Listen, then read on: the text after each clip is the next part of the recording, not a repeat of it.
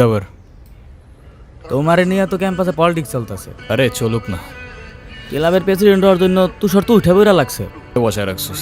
আর ক্যাম্পাসের environment dissent রাখতে পারলে চেয়ারে ফালানা ঢিমকানা যে মন চায় সে বসতে পারে, আমার কোনো প্রবলেম নেই। আমাকেও প্রবলেম আছে। আচ্ছা করে নিস, আমি ক্যাম্পাস থেকে আসতেছি। ধর। স্যার, আপনি থাকতেও কিভাবে ঈশান আমার পোলাপানে গায়ে হাত দিল? আচ্ছা ঠিক আছে, অ্যাকশন নিব। আর স্যার, আপনি আমার পেছনে হওয়ার ব্যাপারটা নিয়ে এখনো তেমন কিছু জানান নাই। তুমি হয়ে যাবে। এমন একটা ভাব ঈশান সব ভার্সিটি পোলাপানির টাকা দিয়ে কিনা রাখছে। আমার বিষয়টা কি তোমার বাবাকে বলেছিলে? আপনি আমারটা দেখেন, তারপর আমি আপনার দেখতেছি। এর জন্য সেদিন নিশানে ঝামেলা করছিল। কি অবস্থা রাইসা? ক্লাস সব ঠিকঠাক চলতেছে তো? হ্যাঁ ভাইয়া, সব চলছে ঠিকঠাক। আর তোমার কি অবস্থা? পরে কেউ আর কিছু বলে নাই তো? না ভাইয়া, থ্যাংক ইউ। বলটা দে। আমার পোলাপানে গায়ে হাত দিছস কেন? তোর ছেলেরা বাপের কথা শোনে না, বেয়াদব হয়ে গেছে। নষ্ট আমার বাপকে। জানিস তোর বাপ কি?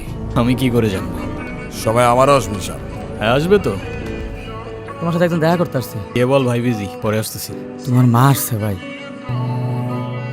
ঈশান, হ্যাপি বার্থডে বাবা। বাহ, আপনার মনে আছে অ্যাটলিস্ট। এই দিনটা আমি কি করে ভুলতে পারি বলো? আপনি সবই পারেন। মায়ের সাথে কেউ এভাবে কথা বলে? সরি বাট আমার মা আমাকে অনেকগুলো বছর আগেই ছেড়ে চলে গিয়েছে। মনে করিয়ে দেওয়ার প্রয়োজন নেই, আমি ভুলিনি। আঁচল ধরে বারবার বলছিলাম, মা আমায় ছেড়ে যেও না। মনে আছে আপনি আমায় কি বলেছিলেন? আপনি আমায় ধাক্কা দিয়ে দূরে সরিয়ে বলেছিলেন যেন আমি আপনার পিছনে আসি। তারপর আমি তো কখনো আসিনি, তুই কেন বারবার চলে আসেন? তো শুধু তোমার জন্যই আসে। সরি, আপনি অনেক বেশি লেট করে ফেলেছেন। হ্যাঁ, তুমি ওনাকে বলো নাই সাথে যেন আর দেখা না করে।